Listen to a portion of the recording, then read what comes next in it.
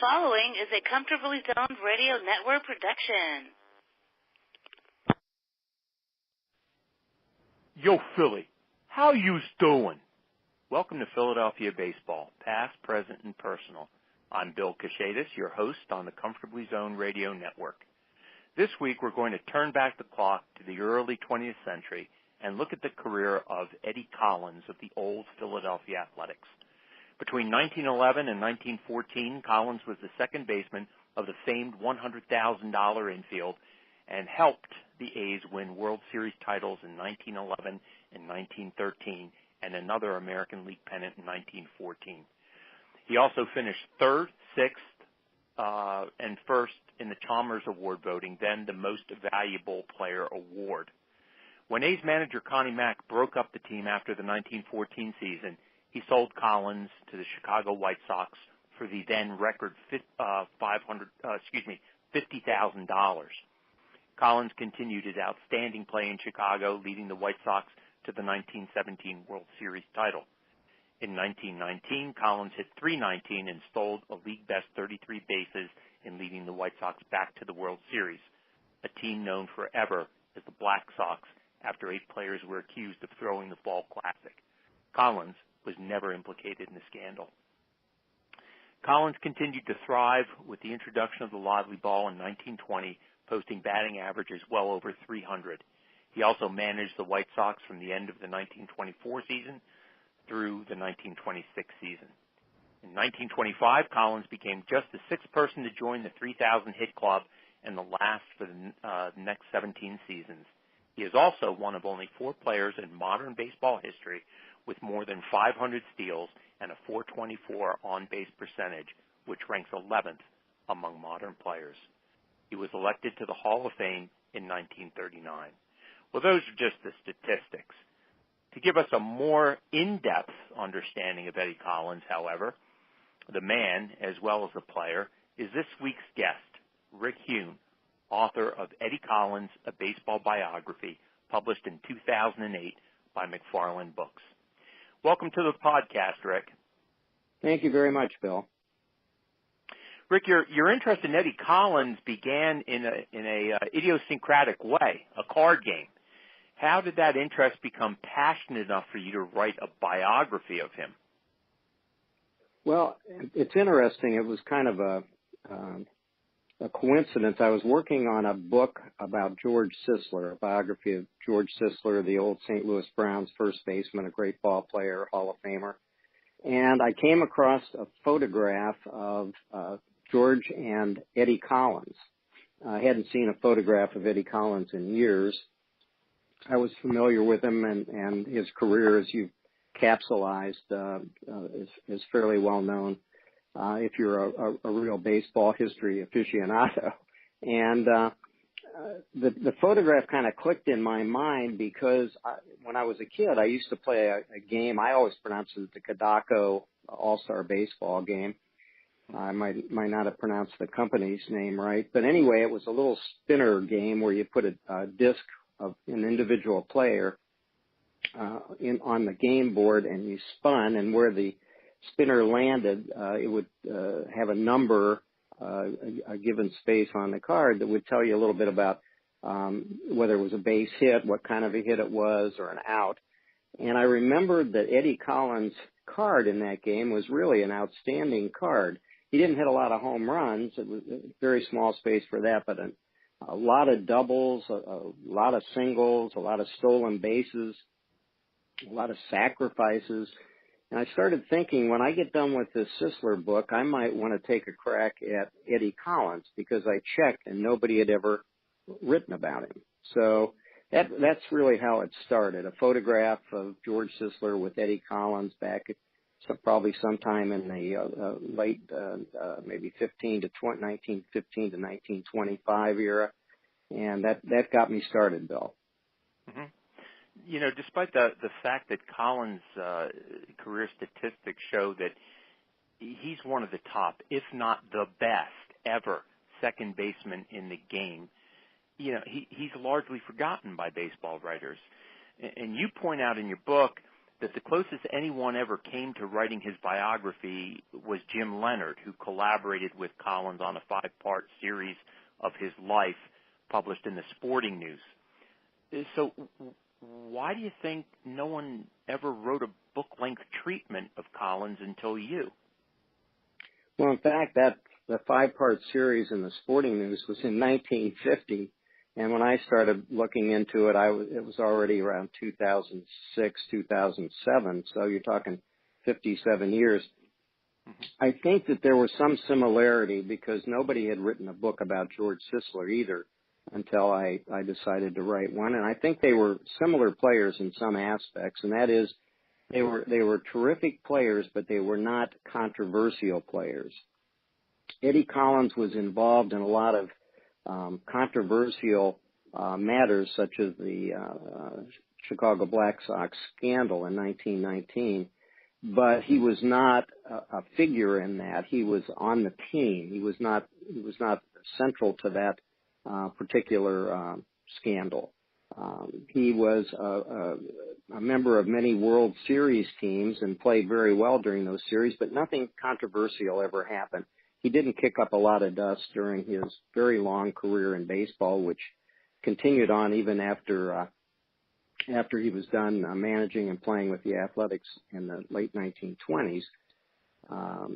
He went on to a long career as a general manager with the Boston Red Sox, but he was not really a central figure in controversy, and I think for that reason, probably biographers kind of passed him by, and he almost became a forgotten person, even though, as you just pointed out, he was always considered one of the very top second basemen in baseball history.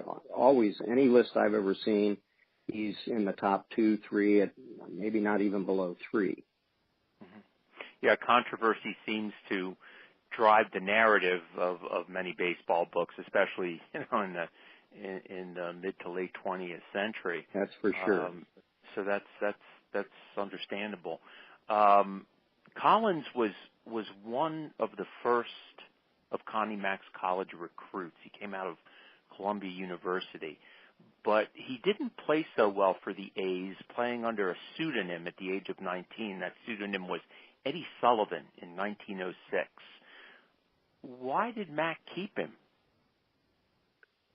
Well, I think he saw in Eddie Collins or Eddie Sullivan, as the case may be. And by the way, that name was used and even suggested by Connie Mack to try to help preserve Eddie Collins' last year of college eligibility at Columbia. But anyway, I think he saw a really lively bat. Eddie Collins, he could tell he was going to be a hitter. He just didn't know where to play him at first. And so when he came up, he only played in a handful of games. I believe it was 1906. And when he came back the next year, the problem was trying to find a place for him. And when there was criticism about keeping Eddie on the team, Connie Mack would always say, well, this guy's a hitter, and we'll find a place for him, even if for now he's just going to be a utility player. And that's what he was, I guess, up until maybe at least 1907 into 1908. A little bit after that, then during that year, they started using him some at second base, and that's where he finally prospered. He was a terrible outfielder, not a very good shortstop, and his bat was what was keeping him in the major leagues at that point. Mm-hmm. Yeah, one of the things I really like about your book is that Collins' personality comes out. You have a real nice way of describing it. In fact, you mentioned that early on, when you were a youth, you saw a picture, maybe it was a daguerreotype or something of Collins, and he looked like a graceful athlete, and then years later you saw another photograph of him, and you're saying to yourself, is this the same guy? It looks like he, is for all intents and purposes a nerd. And he did have a reserved, rather gruff personality, and he was also extremely confident, a trait that earned him the nickname Cocky. probably because he was one of the very few college-educated people in the majors at that period of time. But in all these ways, Collins was the complete opposite of the more popular Danny Murphy, who he replaced as the second baseman in the $100,000 infield in 1907. How did the other members of that infield feel about the switch? Well, at that time, the infield that became the $100,000 infield, Frank Baker was Home Run Baker, is his nickname, was at third base, and Jack Berry was the shortstop. But I think Harry Davis at that point was the first baseman. Of course, Murphy had been playing second base. And as you said, Murphy's a very, very popular player with the team and with the fans. So it could have caused some problems, but Murphy was a good guy. I think when he went out into the outfield, I believe about that time, Connie Mack appointed him as captain. So I think the team accepted the fact that he was going to be made captain and have a place on the team. And as Connie Mack would say, Danny Murphy was a good hitter. He wasn't really a great second baseman. What he did, though, at first was kind of cushion a change. He had another ball player play a few games at second base before he finally installed Eddie Collins into the lineup. And so I think that helped. That kind of diffused the situation. And also Danny Murphy was the kind of player that put team first and really did a great job as an outfielder. And I don't think they missed that. In fact, they prospered at that point once that infield came together. Then a couple years later, Stuffy McInnes took over at first base, and I believe that was right around 1911 or so when they started calling this group the $100,000 infield. Mm-hmm. Mm-hmm. Sounds like Mac cushioning the blow by putting an interim replacement in there at second base. Sure. Very astute move. Rick, you already talked a little bit about the 1919 Black Sox scandal. The early 20th century really was a time period where there was great concern about gambling and fixes in baseball. Some historians, including myself, believe that the A's threw the 1914 World Series to the so-called Miracle Braves. If so, Collins would have been a member of two teams that threw a World Series, though, of course, he was too ethical to participate in the fix. Two questions. First, do you think the 1914 A's threw the World Series? And second, if Collins suspected or knew about the 1919 fix, as you suggest from his remarks later on in life, he did, because Gandil apparently approached him, why wasn't he banned from baseball by Commissioner Landis? Okay, I'll take your first question first, and that's the 1914 World Series with the Boston Braves. I did not find any credible evidence during my research for the Collins book that the World Series had been thrown. I did note that at one point Eddie Collins wrote, and I'm not exactly sure the time frame for this, that he felt that Chief Bender, the star pitcher for the 1914 A's, had lost interest during the series. And, of course, that could be interpreted in a number of ways, but I did not feel that that was Eddie Collins' assertion that there had been anything like such as what happened in 1919 where the players actually threw the World Series. So I didn't find anything. I did notice and wrote about in the book the fact that the A's were not playing very good ball as the year wound down in 1914. They weren't at their best as far as their results of their games. They weren't hitting or pitching as well as the A's teams of those last 4 or 5 years, and that the Braves were really playing lights out baseball. They had as they call them, the Miracle Braves, for a reason. And so when I took that together with the fact that later on, when Eddie Collins was the manager of the White Sox, he actually brought Chief Bender back as an assistant coach or a pitching coach for the White Sox.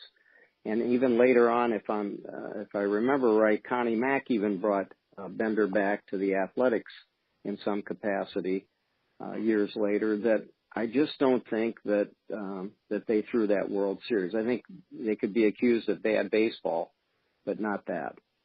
Mm-hmm. Now, your second question was about the 1919 White Sox. I don't recall that Chick Gandil, the first baseman, who was probably pretty much the stated ringleader for the 1919 White Sox players that were involved in the scandal.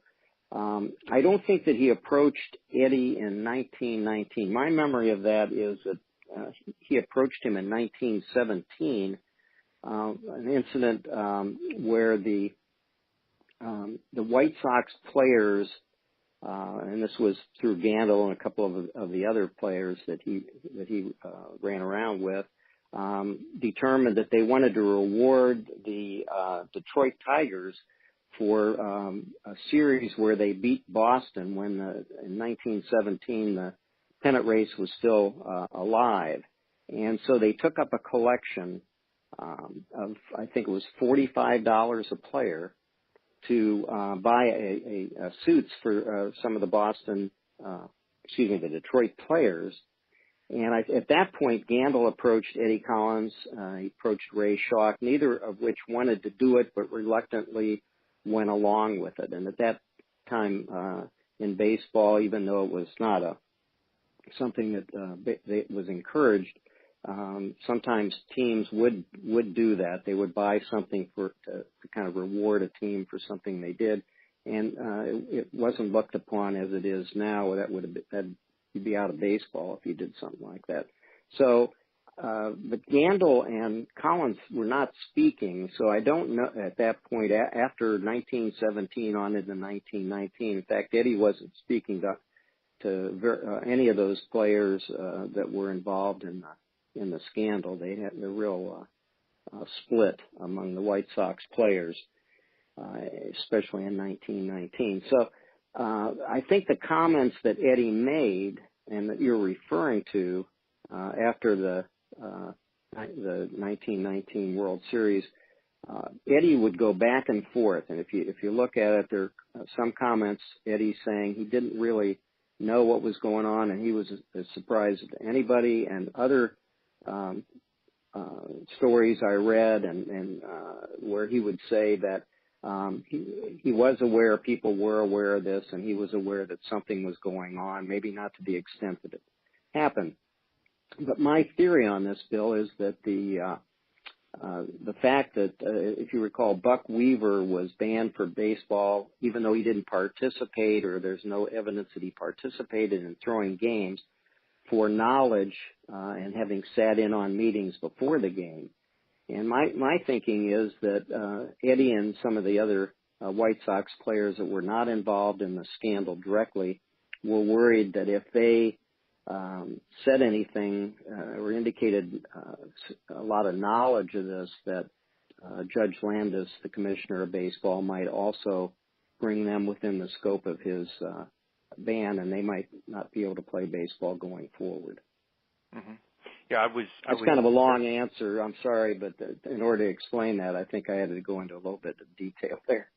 No, absolutely. I mean, that's one of the highlights or lowlights, if you will, of Collins' career. And when I used to talk with his son, Eddie Jr., about that issue, he kept on dismissing it by saying, well, his father really didn't like to talk about that World Series, and it just left a real bad taste in his mouth. So at least at home, he didn't say much at all about it. So, I commend you on your research, because I thought that part of the book was very well written.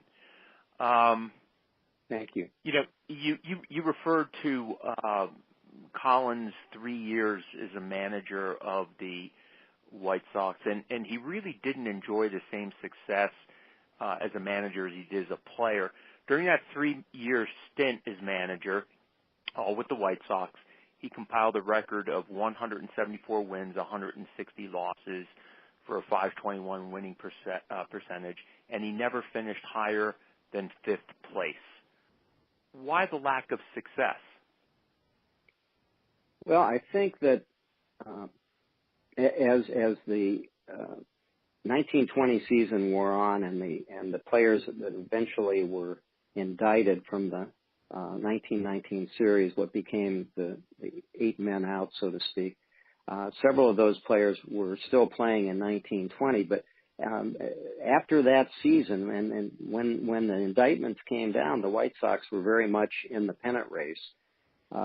Taking those players out, players like Joe Jackson and Buck Weaver and Happy Felsch and the 2 very fine pitchers, Eddie Seacott and Lefty Williams, out of that White Sox lineup, really gutted the team. And so even 5-6 years later, when Eddie was taking over, he actually was late in the 1924 season, and then 25 and 26, and on through after Eddie was relieved of his duties, Ray Schalk took over.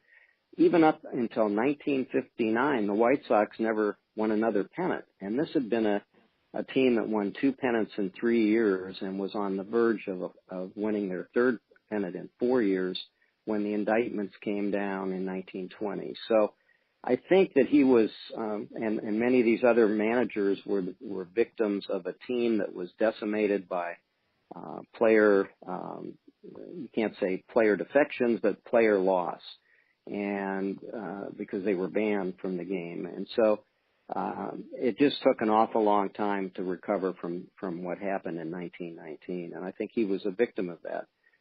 I did feel that he still had a future in managing, and I think Connie Mack felt that because he brought him back in 1927 as sort of a part-time baseball player, but also the word, and I saw it several times in Philadelphia papers, that he would be the heir apparent when Connie Mack retired. And, of course, as we all know, Connie managed for many, many years after 1927. But I don't think that they would have felt that way about Eddie had they felt that he was a failure in Chicago. Mm-hmm. Yeah, Mack was an innovator in many respects, baseball. One of them was bringing veterans back to help cultivate and mentor younger players. And in 27, of course, he brought not only Collins back, but he also signed on, I believe, Tris Speaker, Ty Cobb, and Kid Gleason. And, of course, they played at the very beginning of the season and near the very end of the season, 27 and 28. And then by 29, that young group of kids, so to speak, Lefty Grove, the pitching ace, Jimmy Collins, Mickey Cochran, all those guys, Hall of Famers, future Hall of Famers, were ready to take the reins, and and Mack had his second championship dynasty, 29-31. Instead of moving back to a managerial position, though, Collins moved on to Boston as the general manager of the Red Sox, and that's a position he kept from 1933 through the 1947 season. Now, although he turned the Red Sox into a contender, he also refused to sign black players, including Jackie Robinson, who had tried out for I want to be careful when I say this. Did he try out for the Red Sox, or I think it was the Red Sox. He had a tryout for the Boston Braves, too, but it was canceled because Franklin Delano Roosevelt passed away, so they say, and they had funeral services. But this is something, interestingly, that this aversion to black players is something that he had in common with the Phillies general manager, Herb Pennock, who happened to be related to Eddie Collins through marriage. Herb Pennock's daughter married Eddie Collins Jr. Did you find any direct evidence that Collins was a racist? I did not find any direct evidence of that. I did conclude in my book that Eddie was a baseball establishment type. If you look into the background of Eddie Collins, even though his family was not a wealthy family, his father held a nice position as a train master with the railroad in the New York City area. But Eddie had grown up in Tarrytown, New York, and his family either through their own means or possibly scholarships, because Eddie was a bright young man, he attended the Irving Institute, which was an exclusive boys' school in the Tarrytown, New York area. That's a city just north of New York along the Hudson River. And he was actually very, very, very much a part of the establishment when he went on to Columbia University, a fraternity man, and all this. And my feeling was that baseball through those years when the tryout took place was not going to accept a black baseball player, and Eddie Collins was not going to rock the boat. And so in that instance, I didn't find any direct evidence. In fact, Eddie, when he was playing college ball, played some ball up in summer league in Vermont, and his team played against a team that had several African American baseball players on it.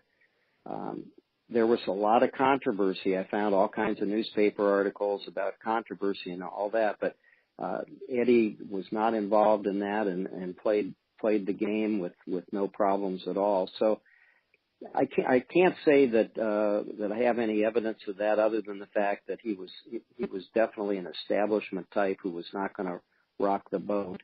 Had he taken a step forward and gone that route, we might be talking about Eddie Collins and not Branch Rickey today as the man who helped break the color line in baseball. But he wasn't that type of person. Mm-hmm. Rick, you wrote the book, 10 years ago. Correct. In retrospect, what did you learn about Eddie Collins in baseball during the time that he played? Were there any surprises, anything that shocked you about his career or baseball at that period of time? No, nothing in particular. I did find it very interesting, the relationship that Eddie had with Tom Yawkey. Tom Yawkey was younger than Eddie. Tom was, for those who don't know, was the longtime owner of the Boston Red Sox. But Tom Yawkey had gone to school at the Irving Institute and kind of looked up to Eddie. Eddie had been a major personality as he went on into Major League Baseball and became pretty famous and as a baseball player. And Eddie was idolized by Yawkey, and so when Yawkey bought the Boston Red Sox, he brought Eddie over, and Eddie actually became a part owner, to my knowledge, about 10% owner of the Boston Red Sox when he took that GM's job there. And I just always found that interesting, the stories about the close relationship between the two of them. And I do know that Tom Yawkey has been criticized quite a bit for not bringing black baseball players to Boston. They were one of the last, if not the last, team to integrate. And so, it does give pause, but as I said, I've never been able to establish that Eddie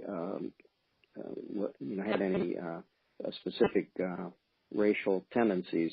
And he was, as you pointed out, a very good friend of Herb Pennock, not just through marriage. I think Herb Pennock and Eddie were probably best friends. And I know Herb Pennock has taken a lot of flack over the years for his stand, which was a much more, I guess it would be much more publicized stand during the Jackie Robinson's break-in years, that first year that he was going through playing the various teams around the National League circuit. So I guess, I found a little bit more of that as time has gone on, but nothing really other than that. My perception of Eddie Collins is he was a guy who was all businesslike, went about his business. I don't think he was involved in any of the scandals with the Black Sox scandal at all. He, in fact, was the leader of what has come to be known as the Clean Sox, and quite an interesting ball player. And I was really pleased to be able to bring him to light a little bit with my biography. Listeners, it's an excellent book, Eddie Collins, A Baseball Biography by Rick Hune, published by McFarland Books. You could purchase it online at www.mcfarland, McFarland,